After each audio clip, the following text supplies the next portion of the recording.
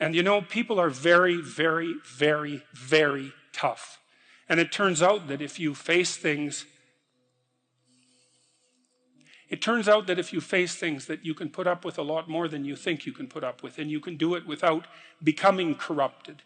And she did recover quite fully, and much as a consequence of her own machinations, because she figured out what was wrong with her and then took the necessary steps to fix it, which is nothing short of a bloody miracle as far as I'm concerned. And anyways, part of the cat bit is, I actually start by talking about our dog, who actually died about a year ago, but he's still alive in the book. I let people know, because dog lovers love dogs, and if you love cats, then they think you don't like dogs, and then they think they don't like you. So I also point out at the beginning of the chapter that, if you want to pet a dog on the street, that's okay too, so you don't have to get up in arms about it. But the idea is that, you have to be alert when you're suffering. You have to be alert to the beauty in life, the unexpected beauty in life. And that's kind of what I was trying to get across with the idea of the cat. And there's this cat that lives across the street from us called Ginger, and Ginger's a Siamese cat. And cats really aren't domesticated, technically speaking. They're still wild animals, but they kind of like people. God only knows why, but they do, And so Ginger will come wandering over, and our dog looks at her, but they're friends, and she rolls over on his back, and Seiko used to, nose her a bit. And then she'd kind of mosey over and let you pet her if she was feeling like it that day. And, you have to look for that little bit of sparkling crystal in the darkness when things are bad. You have to look and see where things are still beautiful and where there's still something that's sustaining. And, you narrow your time frame and you be grateful for what you have, and that can get you through some very dark times, and maybe even successfully if you're lucky. But even if unsuccessfully, then maybe it's only tragic and not absolute hell.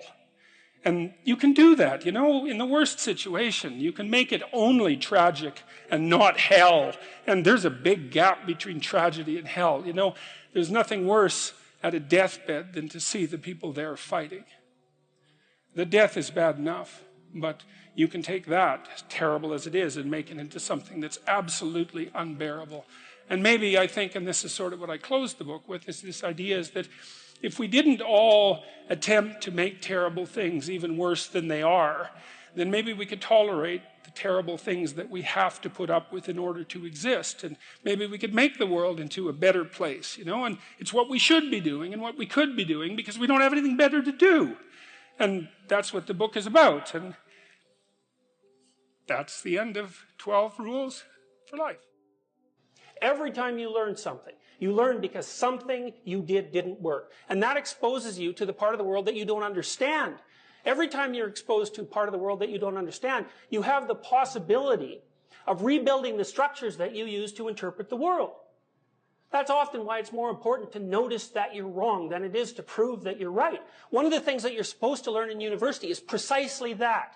It might be useful to listen to people that annoy you on the off chance that they know something that, if they tell you, you can use instead of dying.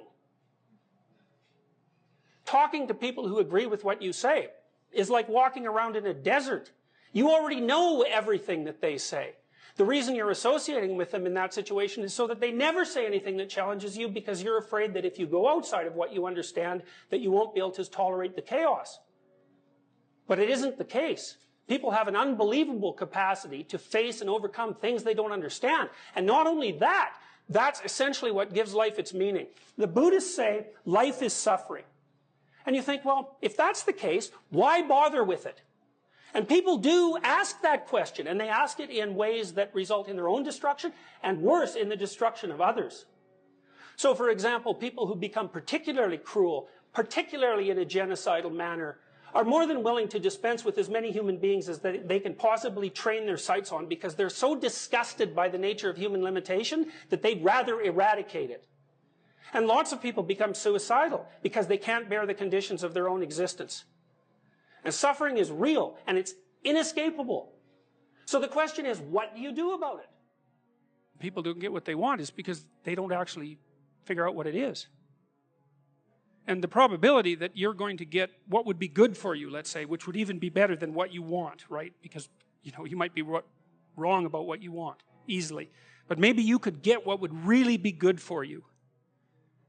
Well, why don't you? Well, because you don't try.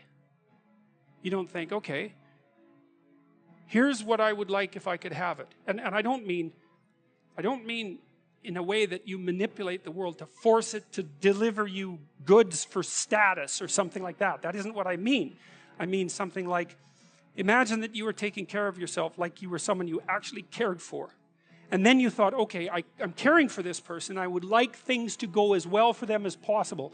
What would their life have to be like in order for that to be the case? Well, people don't do that. They don't sit down and think, all right, let's figure it out. You've got a life. It's hard, obviously. It's like 3 years from now, you can have what you need. You've got to be careful about it. You can't have everything.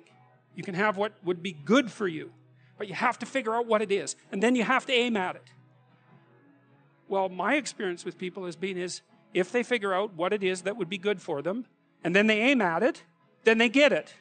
And it's strange because they don't it's a strange thing. It's not quite that simple because, you may formulate an idea about what would be good for you, and then you take 10 steps towards that, and you find out that your formulation was a bit off, and so you have to reformulate your goal. So you're kind of going like this as you move towards the goal. But a huge part of the reason that people fail is because they don't ever set up the criteria for success. And so, since success is a very narrow line and very unlikely, the probability that you're going to stumble on it randomly is 0. And so there's a proposition here, and the proposition is, if you actually want something, you can have it. Now the question then would be, well, what do you mean by actually want? And the answer is that you reorient your life in every possible way to make the probability that that will occur as certain as possible. And that's a sacrificial idea, right? It's like, you don't get everything. Obviously. But maybe you can have what you need. And maybe all you have to do to get it is ask. But the asking isn't a whim or today's wish. It's like, you have to be deadly serious about it. You have to think, okay, like I'm taking stock of myself. And if I was going to live properly in the world and I was going to set myself up such that being would justify itself in my estimation, and I don't mean as a harsh judge, exactly what is it that I would aim at? Sit on your bed one day and ask yourself, what remarkably stupid things am I doing on a regular basis to absolutely screw up my life? And if you actually ask that question, but you have to want to know the answer, right? Because that's actually what asking the question means. It doesn't mean just mouthing the words. It means you have to decide that you want to know. You'll figure that's out so fast it'll make your hair curl. It's not an accident that the axiomatic Western individual is someone who was unfairly nailed to a cross and tortured. It's like, yes, right, exactly. So what do you do about that? Well, I thought about that for a long time too. It's like, well, you don't get together in a damn mob, because all that does is allow you to be as horrible as you could possibly imagine and suffer from none of the consequences. That's a bad idea. So how about we don't do that? Well, there's a deep idea in the West too. It's like, pick up your damn suffering and bear it and try to be a good person so you don't make it worse. Well, that's a truth. I read a lot about the terrible things that people have done to each other. You just cannot even imagine it. It's so awful. So you don't want to be someone like that. Now, do you have a reason to be? Yes. You have lots of reasons to be. God, there's reasons to be resentful about your existence. Everyone you know is going to die. You too. And there's going to be a fair bit of pain along the way, and lots of it's going to be unfair. It's like, yeah, no wonder you're resentful. It's like, act it out and see what happens. You make everything you're complaining about infinitely worse.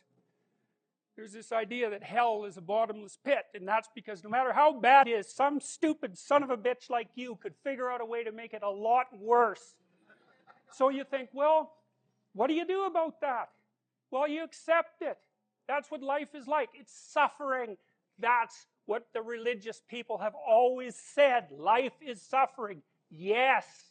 Well, who wants to admit that? Well, just think about it. Well, so what do you do in the face of that suffering? Try to reduce it.